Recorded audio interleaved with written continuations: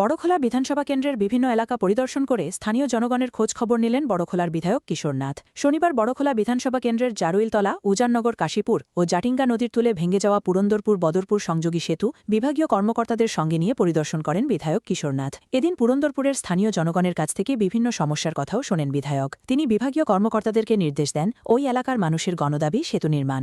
এই সেতু নির্মাণে যাতে গুণগত মান ঠিক রেখে কাজ করা হয় সেই নির্দেশ দেন এবং এলাকাবাসীর দীর্ঘদিনের যাতায়াত সমস্যার স্থল সমাধানে প্রয়োজনীয় পদক্ষেপ গ্রহণ করা হবে বলেও জানান বিধায়ক কিশোর নাথ। এদিন বিধায়কের সঙ্গে উপস্থিত ছিলেন শিলচর সদর সার্কেল অফিসার অর্ণব কুমার বড়ুয়া, দুর্যোগ মোকাবিলার ফিল্ড অফিসার রণবিজয় দাস, পূর্ত বিভাগের এক্সিকিউটিভ ইঞ্জিনিয়ার কল্লোল নাথ প্রমুখ।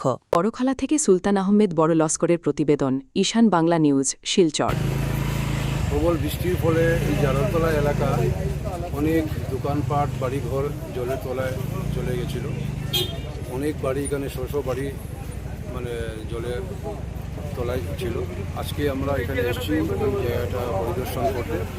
আমাদের সঙ্গে ছিলেন, আছেন আমাদের সার্কেল অফিসার রয়েছেন, আমাদের পিডাব্লিউডির এক্সিকিউটিভ ইঞ্জিনিয়ার রয়েছেন এবং ডিপার্টমেন্টের আরও স্টাফ ওনারা রয়েছেন, আর দলীয় কার্যকর্তা বন্ধুরা সঙ্গে আছেন। ওনাদেরকে নিয়ে আজকে আমরা পুরা যে আসামমালার যে রাস্তাটা রয়েছে, এই আসামমালার রাস্তাটা কাজ চলছে, কিন্তু এই কিসের জন্য যে ফ্লাডটা হচ্ছে সেটা আজকে আমরা পরিদর্শন করতে এসেছি।